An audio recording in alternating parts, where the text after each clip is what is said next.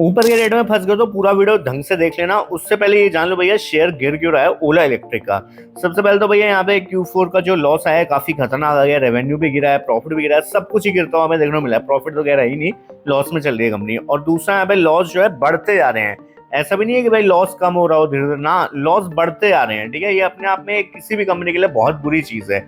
और इसी चक्कर में शेयर यहाँ पे 70% क्रैश कर गए। जो बीच में आ रहे हैं ना 5-10% के स्पाइक, इनमें खुश मत हो जाओ। ठीक है, मैं पूरा यहाँ पे एक्सप्लेन करूंगा, चार्ट भी अभी पढ़ेंगे, टेंशन मत लो। उसके अलावा जैसे मैंने बताया भाई 70% क्रैश हो चुका है ऑलरेडी स्टॉक में। उसकी वजह से यहाँ पे जो है इन्वेस्टर कॉन्फिडेंस लूज हो गया है और रिटेलर भी अब धीरे धीरे करके यहाँ पे एग्जिट ले रहा है।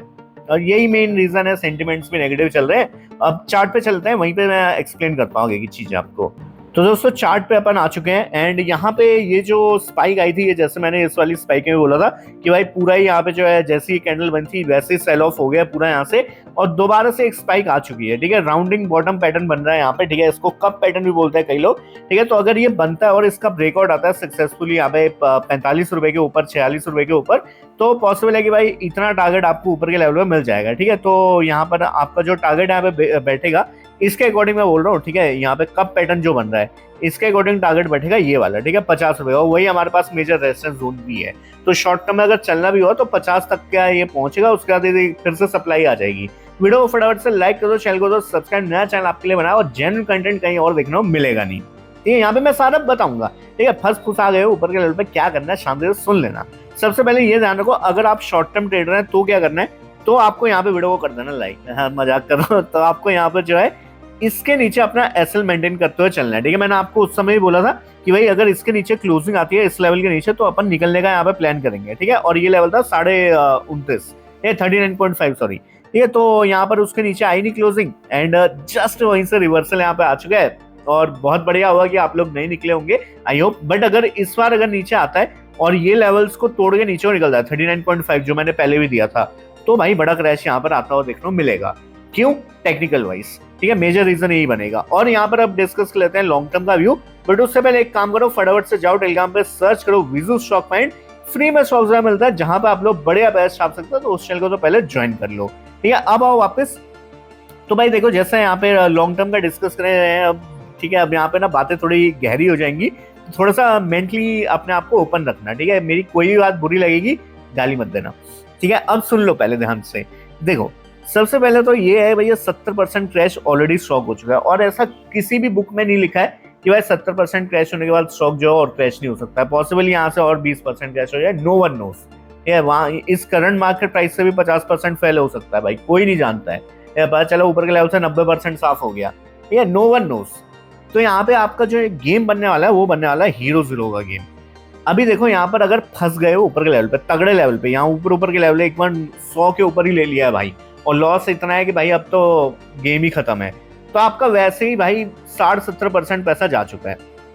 ठीक है, अब आपके पास वो बचा हो जो 30-40% है, उससे आप कोशिश भी करना चाहोगे पैसा बनाने का, तो कहीं ना कहीं एक तो आप वैसे सेंटिमेंट्स हर्ट होंगे आपके, ये पता चला किसी और गलत स्टॉक में घुस गए, जल्दी पैसा कमाने के चक्कर में वहां भी फंसोगे। ठीक है, तो अगर आप अब रखना चाहें तो आप इसको लॉन्ग टर्म के लिए, एक्सट्रीमली लॉन्ग टर्म के लिए रख दो, बट ओवरऑल पोर्टफोलियो का 1-2% से ज्यादा दे मत देना। ठीक है, कोई भी टिपबाजी नहीं हो रही है दोस्तों यहाँ पे, सिर्फ एजुकेशन पर्पज के लिए मैं वो बता रहा हूँ। डिस्क्लेमर, मेरे पास इसका एक भी शेयर नहीं है और ना मैं प्लान कर रहा हूँ इसको लेने का फिलहाल के लिए। ठीक है, अगर इनकेस आगे चल के कुछ अच्छा यहाँ पर होता है तो मैं जरूर लेना चाहूंगा। वैसे अभी भी मैं आपको कुछ और भी पढ़ाऊंगा, यहाँ पे एक स्लाइड अभी और बची हुई है, उसके बाद मैं इस कंक्लूजन पे आऊंगा जो मैं लास्ट वाला पॉइंट बोलूंगा आप लोग को। बट डिस्क्लेमर जो बताया जा रहा हूँ ओनली फॉर एजुकेशन पर्पस, कोई टिपबाजी नहीं है। ठीक है, अपने फाइनेंशियल एडवाइजर से पूछ के करिए जो भी करना है। ठीक है, बट मैं इन लोग को बोल रहा हूँ जो भी 100 रुपए से ऊपर पे लेके रखे हुए हैं। ठीक है, तो आपका पैसा वैसे ही 60-70% साफ हो गया, तो आप रखना चाहे इसको लॉन्ग टर्म के लिए होल्ड कर दो कि भाई जो होगा देखा जाएगा। बट ये ध्यान रखना कि ओवरऑल पोर्टफोलियो 1-2% से ज्यादा इस स्टॉक में ना लगाओ, क्योंकि फंस गए तो बहुत बुरा फंस जाओगे। ठीक है, और अब नीचे के रेट पे जिन्होंने लिया हुआ है, या मैं बोलता हूँ भाई इधर के रेट पे लिया है, इधर के रेट पे लिया हुआ है, अगर 50 से नीचे नीचे या 50 के आसपास भी ले रखा है आपने, क्योंकि आपको इतना ज्यादा लॉस अभी हो नहीं रहा होगा। ठीक है, तो आप अपना जो है यहाँ पे स्टॉप लॉस ट्रेल करते हुए चलिए दोस्तों। ठीक है, स्टॉप लॉस, पहला स्टॉप लॉस आपके पास दिया ही हुआ है मैंने 29.5 का, ठीक है 39.5। तो अगर आप उसके ऊपर रखना चाहें अपने हिसाब से रख सकते हैं, वरना 39.5 आपके लिए हार्ड एसएल यहाँ पे रहने वाला है। ठीक है, तो इस चीज को ध्यान रखिए। अब यहाँ पे आ जाते हैं उन वाली गेम पे जो लॉन्ग टर्म का व्यू यहाँ पे डिस्कस करने वाला हूँ मैं। तो ये स्लाइड आपके सामने आ चुकी है, यहाँ पे थोड़ा सा पढ़ो इन चीजों को। Future growth trigger for Ola electric. ठीक है, आने वाले टाइम में क्यों ऐसा लगता है कि ओला इलेक्ट्रिक ऊपर जा सकता है, उसके मेजर रीजन है। एक तो भाई ईवी डिमांड इंडिया में लगातार यहाँ पे बढ़ती जा रही है, और जैसे जैसे यहाँ पे डिमांड बढ़ेगी भाई, ठीक है, ओला का मान लो अगर इसमें इतना सर्कल है अगर ईवी का, तो इसमें मान लो इतना दबदबा है अगर ओला का, मैं बोलता हूँ कल को ये थोड़ा कम भी हो जाता है, बट ये जो सर्कल है ये भी तो बड़ा होगा ना, कल को इतना बड़ा सर्कल हो जाएगा, इसमें अगर इतना पार्ट भी मिल रहा होगा इनको, ठीक है, तो यहाँ पे कंपनी कोशिश कर सकती है भाई अपने आप को रिवाइव करने में। ठीक है, तो आज के प्राइस से तो यहाँ पे कंपनी आपको थोड़ा ग्रोथ तो दे ही देगी। ठीक है, अब मैं ये नहीं बोल सकता कि दोबारा 100-150 रुपए आएंगे नहीं आएंगे, आई डोंट नो, बट आज के प्राइस से पॉसिबल है कि एक ग्रोथ यहाँ पे रिवर्सल पॉसिबल है थोड़ा सा। ठीक है, मैं कमिट नहीं कर सकता भाई कितना ऊपर जाएगा, कोई नहीं जानता। ठीक है, बट हाँ भाई एक बाउंस यहाँ पे पेंडिंग है, तो वो बाउंस आ सकता है, उसके लिए ट्रिगर्स यही बनेंगे। ठीक है, एक तो ईवी डिमांड यहाँ पे इंडिया में बढ़ते जा रही है और आगे भी एक्सपेंड ही होगी, ये कम नहीं होने वाली है। ठीक है, उसका गवर्नमेंट थोड़ा यहाँ पे सपोर्ट कर रही है, सब्सिडी दे रही है ईवी वगैरह के लिए भी। ओला इलेक्ट्रिक आप स्कूटर लेने जाते हैं तो वहाँ पे भी आपको सब्सिडी मिलती है, तो गवर्नमेंट भी पुश कर रही है। ठीक है, अब देखना यह है कि यहाँ पर ओला अपने आप को साबित कर पाता है, क्योंकि इनकी ना ब्रांड इमेज खराब हुई है। ठीक है, ब्रांड वैल्यू जब गिरती है ना, वो बहुत दिक्कत वाली बात है। ओला के स्कूटर में आग लग जाती है, ये हो जाता है, ये है ना, ये सब चीजें चलती है, तो उसी वजह से ब्रांड वैल्यू इनकी गिरी है। एक बार अगर इन्होंने अपनी मार्केटिंग अच्छी कर ली भाई, ओला का शेयर फाड़ के निकलेगा आप लोग को, मैं बता रहा हूँ। बट इनको मार्केटिंग पे काम करने की जरूरत है, आज की डेट पे इनकी मार्केटिंग जीरो है। मैं जीरो तो नहीं बोलूंगा, बट भाई बहुत ही बेकार है। ठीक है, लोग के माइंड में जो एक इमेज बन गई है ना कि भाई ओला इलेक्ट्रिक शेयर वो फट जाता है, ठीक है, तो वो निकालना बहुत मुश्किल है, उसमें टाइम भी लगेगा और इनका पैसा भी लगेगा। अब देखते हैं उस साइड ये कुछ करते हैं क्रिएटिविटी या नहीं करते हैं, वो तो वक्त ही बताएगा। उसके अलावा न्यू प्रोडक्ट यहाँ पे लॉन्च हो रहे हैं।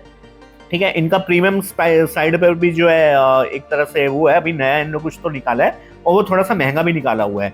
बट उसके भी मैंने ना जितने रिव्यूज देखे, जितने कमेंट्स वगैरह पढ़े, लोग उससे कुछ खास खुश है नहीं है। ठीक है, ये भी एक कंसर्न है। और दूसरा यहाँ पे expansion into battery manufacturing and charging infra, अगर इसमें भी एक्सपेंड कर लेती है ना ओला की कंपनी, तो भाई यहाँ से तो एटलीस्ट कुछ तो प्रॉफिट बनाएगी, कुछ तो लॉस इनके कम होंगे। ठीक है, वहां पे शेयर आपको ऊपर जाने लग जाएगा।